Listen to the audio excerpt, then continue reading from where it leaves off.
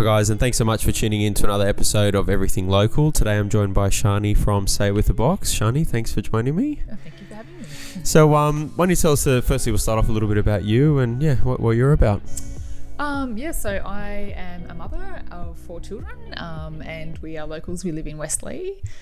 We've been in Westlea for 8 years now, moved in there with our young son, and we've gone on to have another 3 children. And we've got 3 children in the local school at Thornley West, and another little one at home. And I work part-time as a nurse while running the business, and my husband is a teacher in a local school. So we're well and truly integrated in the local community. And you're busy as well, right? So 4 kids, nurse, you got a business that you're running as well. You've just been doing some renovations to your house, which has been looking really good. I came through when the early stages were done, and you've done a little bit more now. Yes. Where are you up to with the house in terms of renovations? So we still have a little bit to go. We have a lot of painting, plastering, but the foundations are pretty much finished. So it was a 1980s build, so we've kind of brought it up out of the 80s and lightened it up and just redone the flooring, bit of the plaster work, knocked out a few walls. So all of that's been interesting with the children around, but it's good. I do like renovating, so it's been fun. And it's come up beautifully. Yeah, it's an exceptional effort, especially with what you've got going on with business and home life and stuff. And you've got that, from what I can see online, that real artistic flair and sort of paint colours and all that sort of stuff. Where did you think you got all that from? I know that ties into the business, which we'll talk about. Yeah. Where do you think all that came from?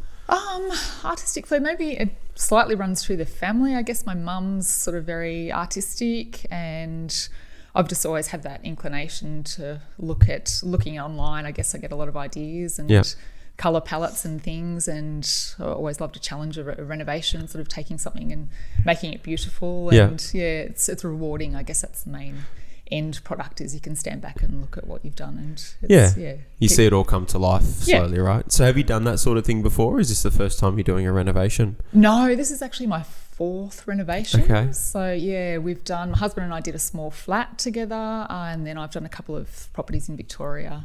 Good on you. So one very old one that was just about falling apart. That was interesting, but we'll never ever do that again. But it came up beautifully. So that was a house in Ballarat that was built in the 1880s. So it was really old, but it came up beautifully. So then I've sort of kept doing it from then on. Yeah, and now with the 4 kids, like, it's obviously become a little bit more, I guess, harder to manage that whole process. Like, how have you done that? Like, when it's just yourself and your husband, it's probably a bit easier to do it. Yeah, so with the kids, we sort of lived out of different rooms as we moved around the house. Yeah. But I think it was good. They sort of saw what was going on, so they did get out the paintbrushes and help out a little bit. And I think it was good for them to see that you can actually, work away and chip away at something and make it look good and make it your own. So they've had a little bit of a say in the floor colouring. And not too much, right?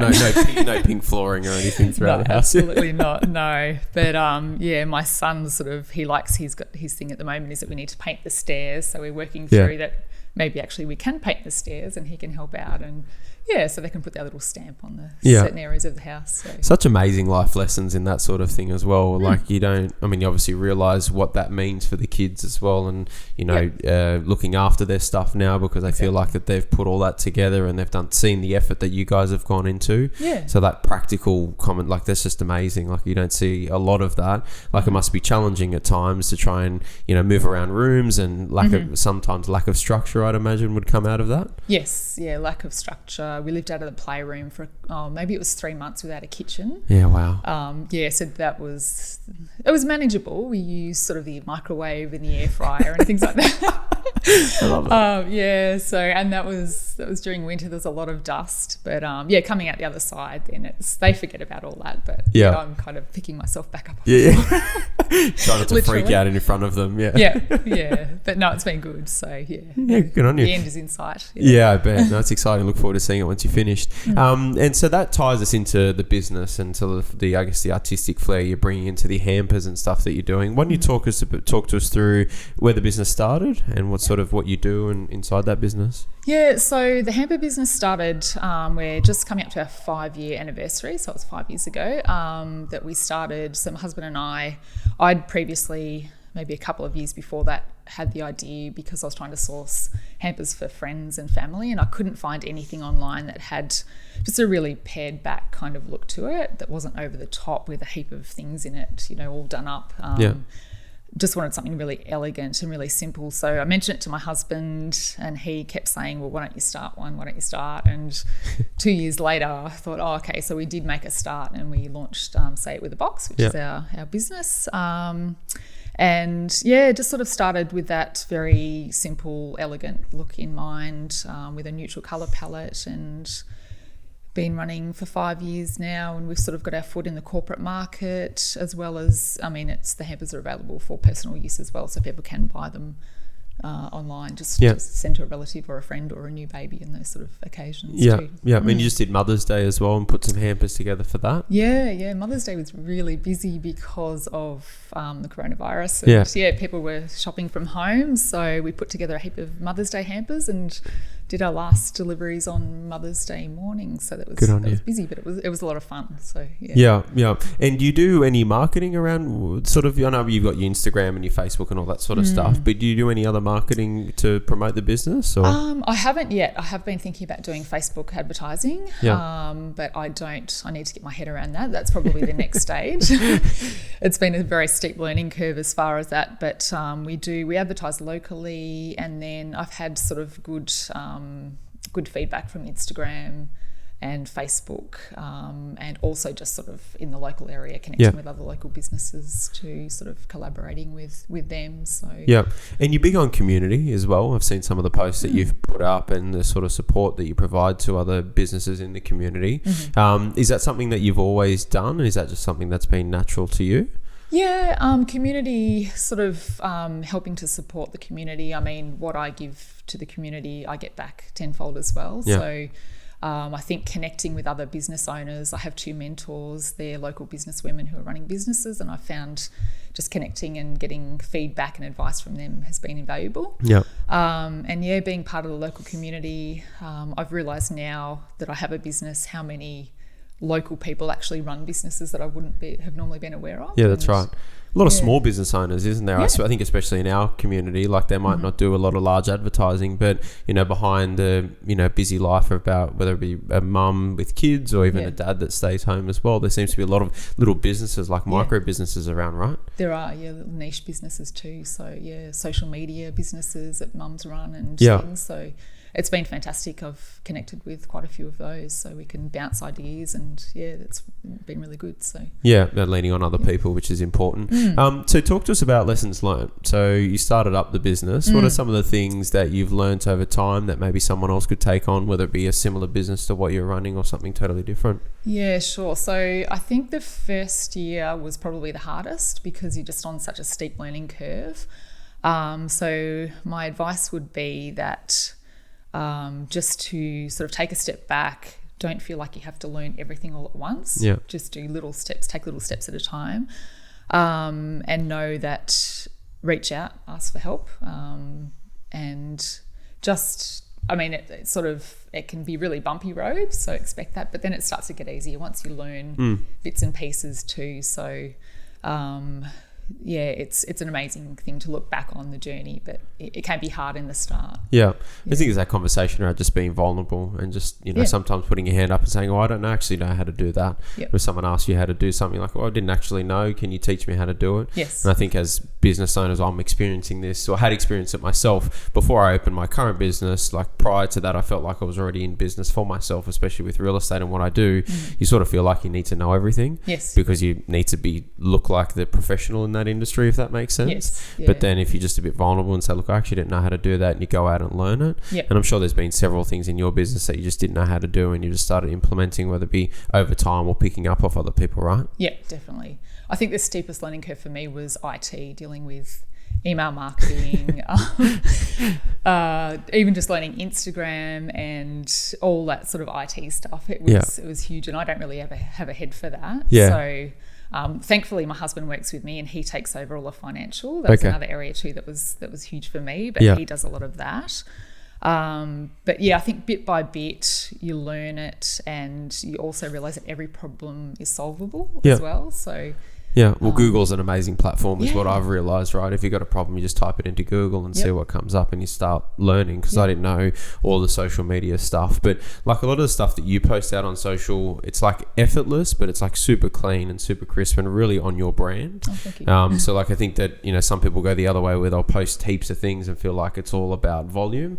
But when you put something out, it's like really thoughtful. You've been putting those things out where you're packing the hamper box, like you're doing the video as well. Yeah. Really loving that, and just seeing the actual box come together just brings out really that emotional side. Yeah, I've had amazing feedback on the packing the boxes, which is So simple, right? I know, it's so simple, and something I thought no one would be interested in. And I think it was a couple of social media people that I've connected with said just show behind the scenes. Yeah. So I'm not someone who would jump on camera. I really don't feel comfortable with that. So I thought, And here you are today, right? Yeah. Way out of my comfort zone. Yeah. So they said do a box pack, which I did, and I got all these DMs saying it's amazing, we love it, can you show more? So yeah, I'll definitely show more box packing, which is, it's behind the scenes, and people can, even if they've ordered a box, they might actually see me packing it for them. So, Yeah, definitely. Yeah, they feel like they're involved in it in Yeah. some way. So, oh, that's the box that I ordered and it's coming to the door as well. Yeah, it's part of the So do you story. do custom orders as well for people?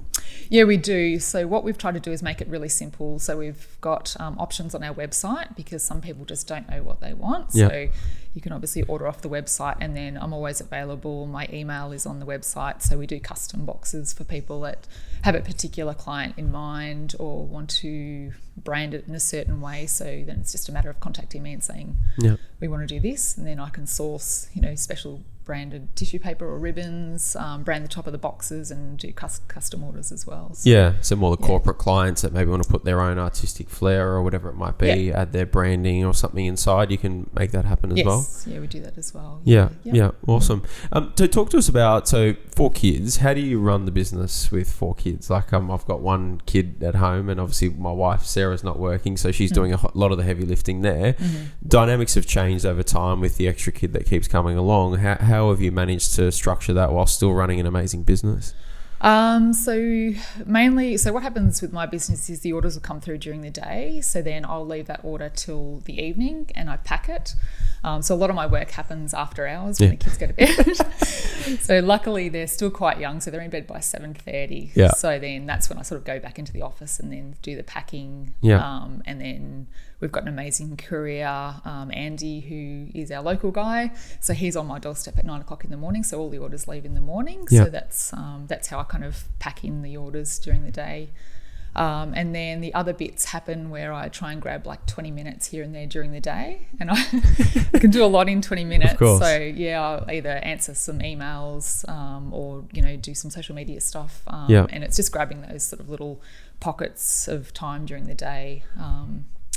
And some good advice that I did have from another friend was saying that just having 3 to-do items on your list during the day is enough, and if it's achievable, then that keeps the momentum going to the business. So I usually, before the kids sort of are away for the day, I'll have 3 things that I need to achieve during the day. Love that. And then that's all I have on the list. So, When you feel accomplishment, you're crossing those out and you feel like you're progressing forward. Because obviously with 4 kids, you've got a lot on your plate already, right? And sometimes you can just feel like you're swamped with 10,000 different things and you feel like you haven't made progress. Yes. But just writing those 3 things down sort of makes you feel like you're moving forward, right? Yeah, exactly. Ticking them off at the end of the day. Because nothing happens much when I school pick up, so of course it's their time. But if I can look at the end of the day when they're in bed and see that I've actually achieved those 3 things, then it's, even if they're very small things, right? At least there's some sort of progression.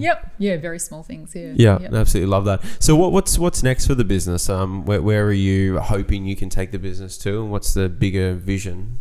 So this Christmas, every year we grow. Christmas is our busiest time, so we're hoping to take on someone to help out at Christmas time, someone local, whether it's someone just finished high school or a mum to help with packing and deliveries. That would be the next step at Christmas time, and also more collaborations, I think, with the community. So we've got something in the pipeline with a local florist, so we're looking at collaborating there and providing sort of more a joint collaboration, so that corporates can go and get flowers and a hamper, and it's sort of a one-stop shop for Sydney North Shore to just to make it easy to buy something corporate and beautiful. Love that. For businesses.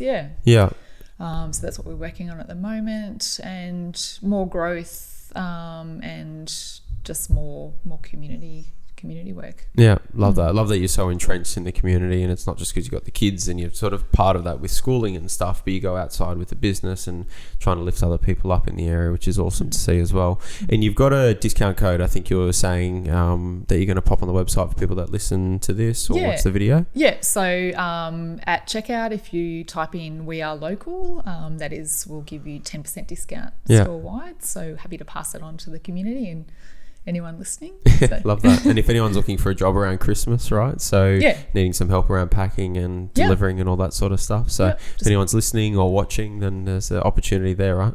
Pop an email and I'd love to hear from you. Love that. And they can connect with you, Instagram, Facebook. You're doing all that now? Yes. Yeah, we're on Instagram, satewithabox.com.au, the same on Facebook and LinkedIn as well. Yeah, good on you. Well, look, it's been an amazing journey. Like, we met, it's probably about 5 or 6 years ago now, when I first initially started my career, and it's been really cool to see the business grow over time. You continue to innovate, but again, I just love that it's just really effortless. I know you do a lot of work in the background, and I'm sure you put a lot of effort into it, but the way it perception for me, when I see it, whether it be Instagram or even just chatting to you, it's like really effortless, but you can see there's a lot of high quality stuff that you put into those boxes, and a lot of attention to detail, which is really, really cool. So keep doing what you're doing. Thank you for supporting the community and everything that you're doing. If anyone wants to reach out to Shani, Instagram, Facebook, all those sorts of things. But we appreciate you being on the show, and wish you all the best for the future. Thank you for having me. No worries. It's been a pleasure. Thanks, guys. Thanks, Josh.